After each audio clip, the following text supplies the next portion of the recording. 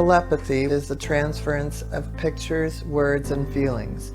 Our animals, they're all communicating with each other telepathically, and so once we have a basic understanding of telepathy, then we are able to communicate, get a sense of what they're sending us.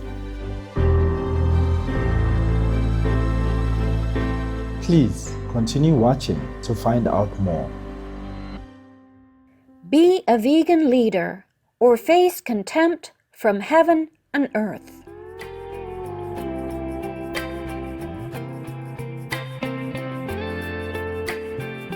Salam means hello in Tigrinya, the widely spoken language in Eritrea. Sweet viewers, I extend my heartfelt greetings. My name is Adonai and I'm from the wonderful country of Eritrea. As you can see, I'm an agile warthog person. I'm vegan. As I wander along the plains, I love feeling the wind as it swirls around my body and mane of hair. May you also enjoy the breeze as it cools and refreshes and carries the scent of sweet flowers.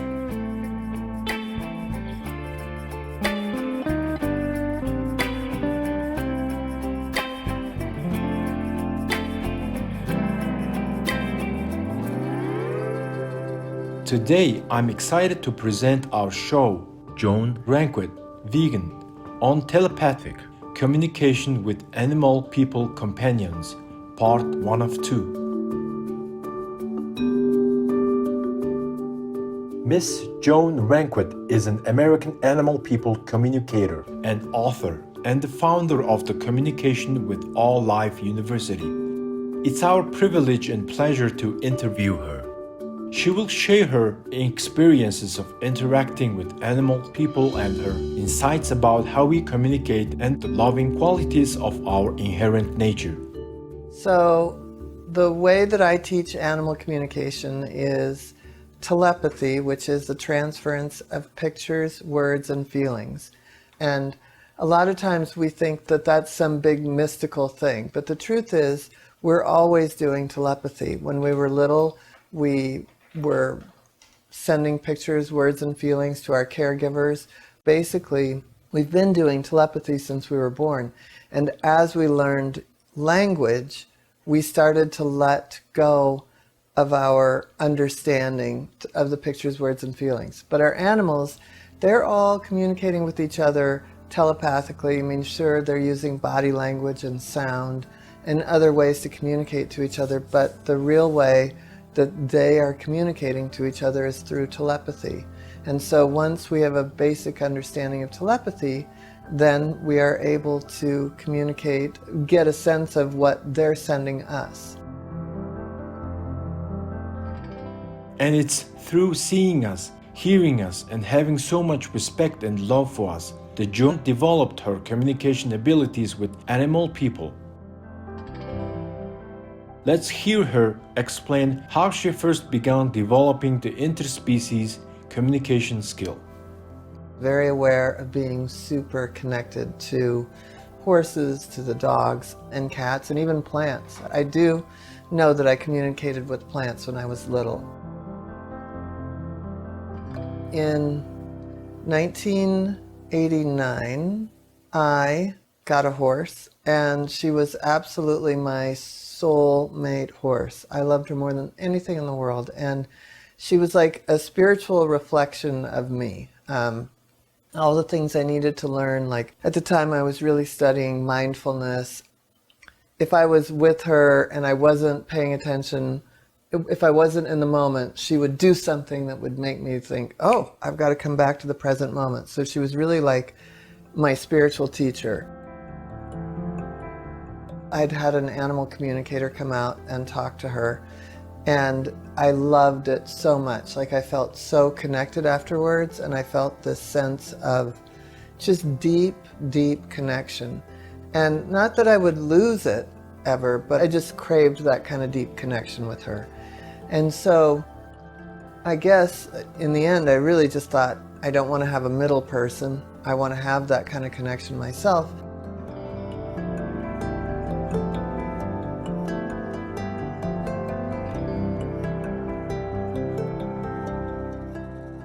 I believe most people would immediately start transitioning towards a plant-based lifestyle if they only learned about the horror and suffering their dietary choices are imposing upon non-human animals. Melinda Hegedus, vegan.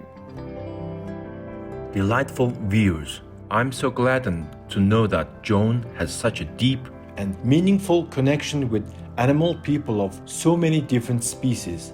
We are going to pause as I take some moments to quench my thirst by a serene lake. When we return, we will learn about one of the amazing moments that Joan had as she was learning animal people communication. Please stay tuned to Supreme Master Television. Welcome back to our show, Joan Ranquet, vegan on telepathic communication with animal people companions, part 1 of 2. We continue our story about Joan's relationship with her male person companion, Pet 1, who suffered health problems when she gave birth to her baby. Joan found that communicating with Pet 1 during that time was very important, especially as she was undergoing surgeries. Joan had been learning interspecies communication and ways to open herself up to this capability through an animal-people communication teacher and from insights she gained from a Native American. Their telepathic communication became invaluable once Pet 1 ascended to heaven, leaving her baby in Joan's loving care. One of the things that with that young horse, so I was already communicating, it's pictures, words, and feelings. So at first it's really subtle until you've practiced for a while, and then it becomes more vibrant, if you will. And so the young orphan, he was really troubled by being an orphan, and yet I was so close to him. I was almost as close to him as I was to his mother. In many ways I was more close to him. He was about 3 years old, and he was really full of beans, and I was out walking him up in the mountains, and I positioned him in such a way that I slid onto his back and hugged him around his neck, and I sat up, and as I sat up he said, "I've been waiting for this." And it was so loud, I literally looked around to make sure I was all by myself. It was so loud. And I'll never forget that moment. That was really almost one of the many little initiations along the way. Joan's love of communicating with us gorgeous animal beings was simply exuberant. She studied for about a year and simply had to share this with others. Back then it wasn't very popular, so I was so excited, though I couldn't stop talking about it. And my excitement about it was infectious, and I got everybody hooked. And it was a very fun, wild ride. When I look back on it, it's like, boy, it's a good thing I was so excited and that I had a big mouth, because it wasn't that well known.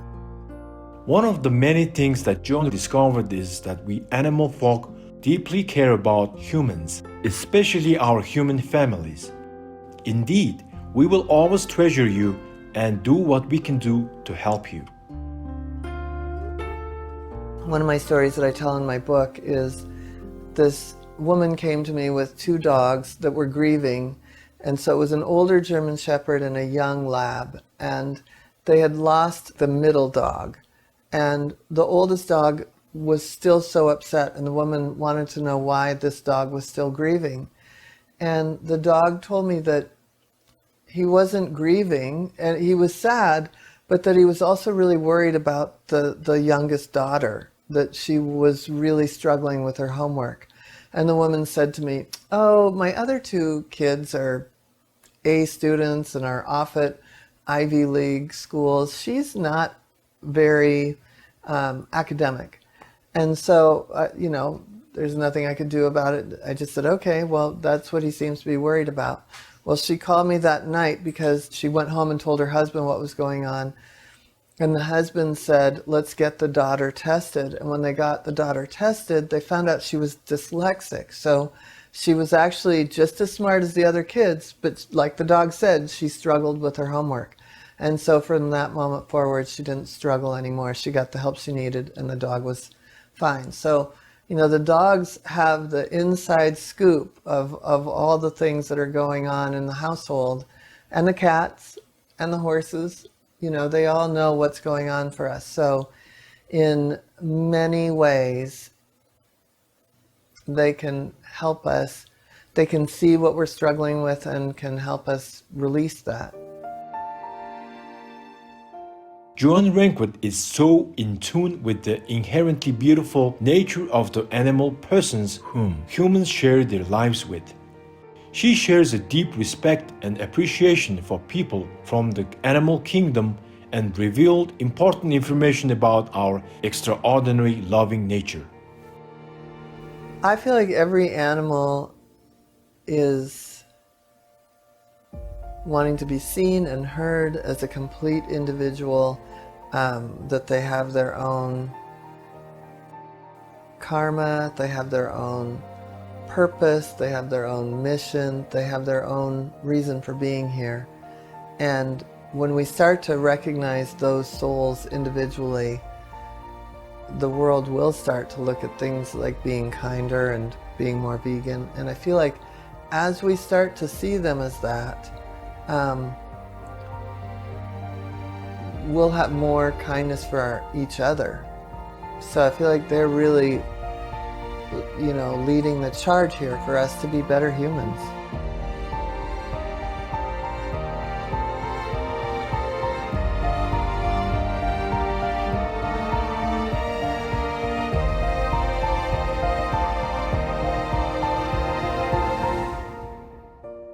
Miss Ranquet, we couldn't agree more.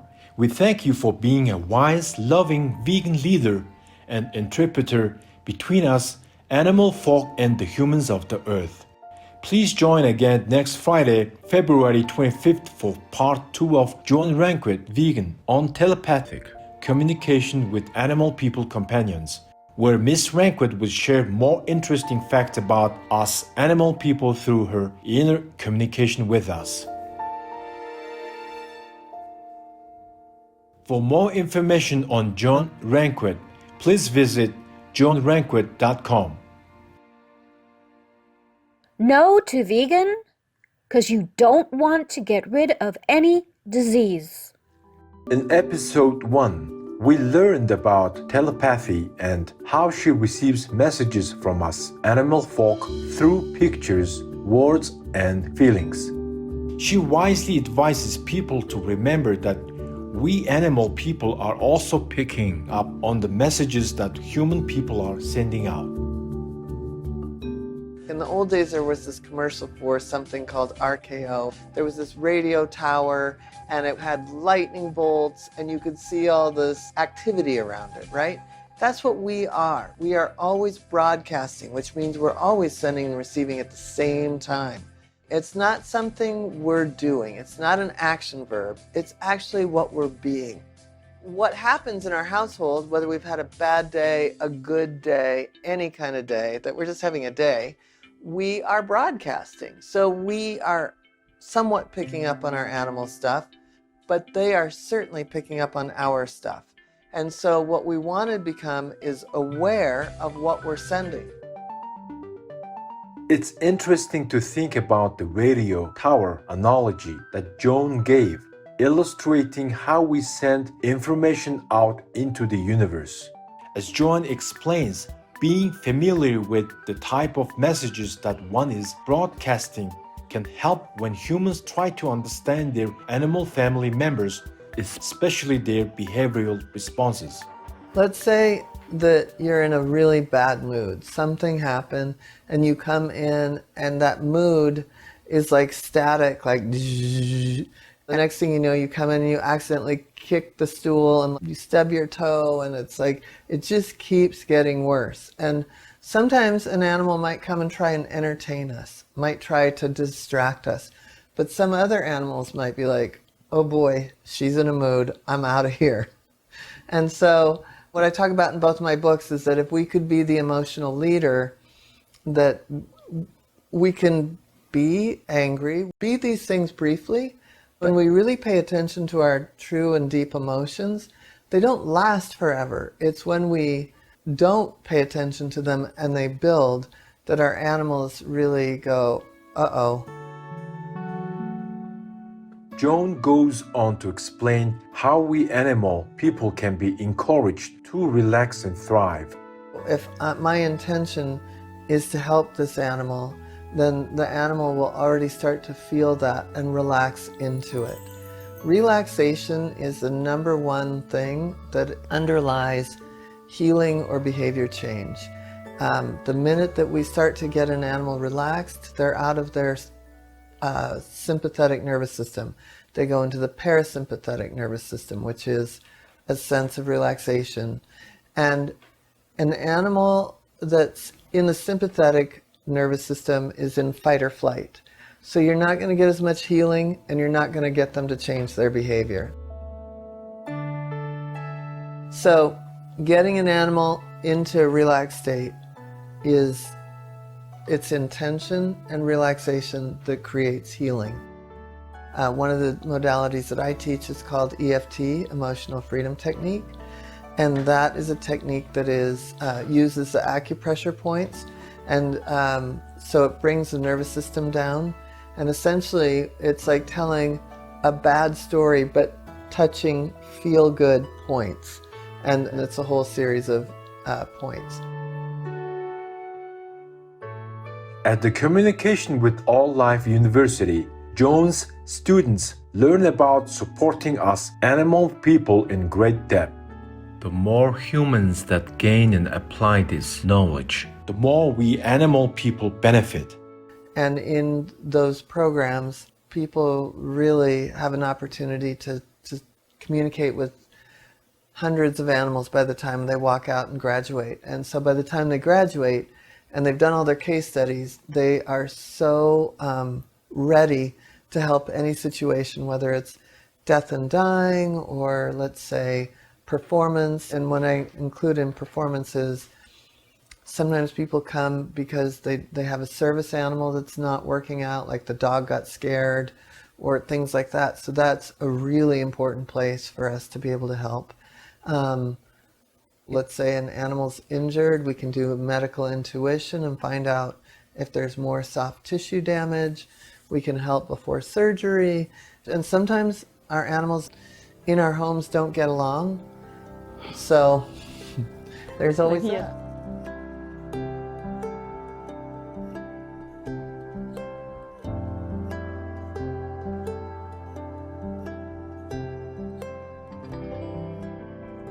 A wise man who knows the truth should know and understand that all beings desire happiness. A wise monk who has ceased to sin and guards his own self should abstain from violence with regard to movable and immovable beings. Sutra Krutanga Sutra, Jainism. Compassionate viewers, I'm feeling such a sense of relaxation right now. I am going to pause for a short nap. Please stay tuned to Supreme Master Television. Warning: sensitive images. Welcome back to our show, Joan Ranquet, vegan on telepathic communication with animal people companions, part 2 of 2. When we look at Joan's mission in life, she is empowering humans and animal people alike. I always say I'm here to empower others so that together we can give voice to those who can't speak for themselves and ultimately heal the planet. There's lots of ways that animal communication can really, really help and change a household. And that we're giving that voice to all the animals on the planet. And also giving voice to animals that, like giving a big voice to the wildlife, to being able to make sure that wildlife is preserved and that humans aren't involved with, you know, the greed and the consumerism that's involved with destroying this planet is so scary. So that we have the strength and the tools to go out and give voice to those animals too, the ones that are endangered. Joan understands what truly causes suffering to billions of land animal, people, and aquatic animal beings. Hence, she has been vegan for approximately 8 years and was vegetarian for a very long time before that. I don't want to eat another soul. You know, I don't want to cause harm. I don't want to cause suffering.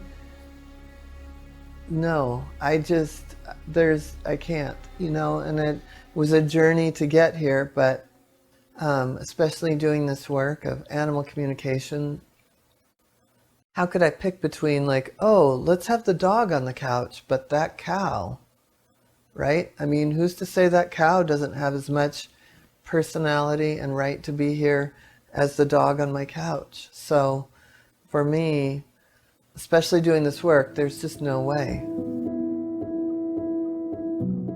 And not everybody is there, but I think that through the school, you know, we definitely bring it up, and you can't get away from it. For people wishing to be kindness in action, Joan had some very insightful ways on how to overcome the limitation of not being vegan. My father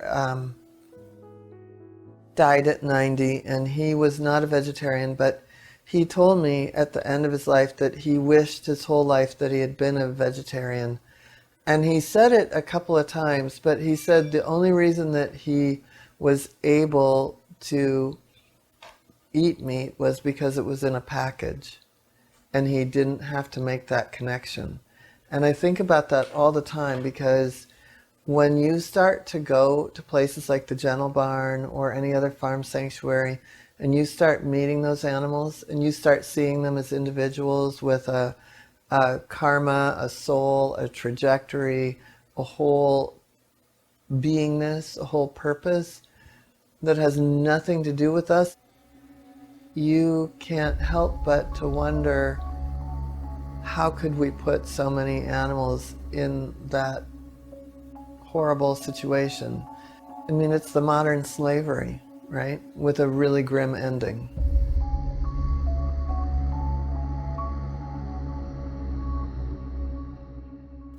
And I really hope that people start to make friends with cows and chickens and pigs and geese and sheep.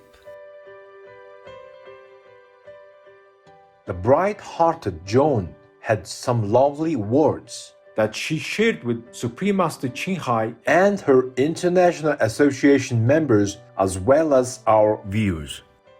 I'm so moved by how many followers you have, and knowing that there are animal lovers that want peace and kindness and gentleness and generosity here on the planet.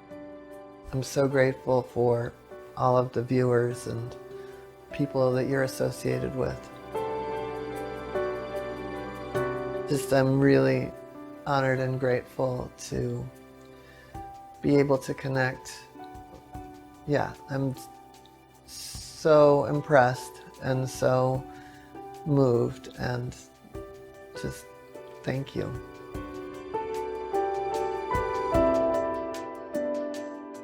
My heart sings with the sweetest of melodies when I think about all of the kind-hearted people in the world that are making a positive difference in the lives of us animal people.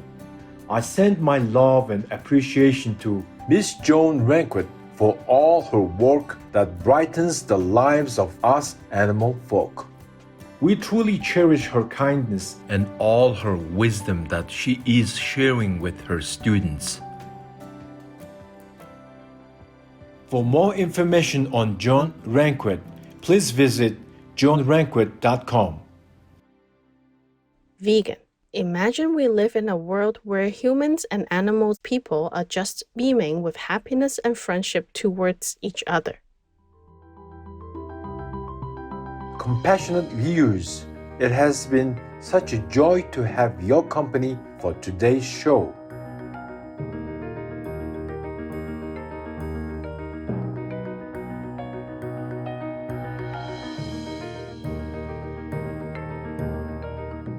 May our love and appreciation for animal people bloom brighter and stronger as we co-create a vegan world.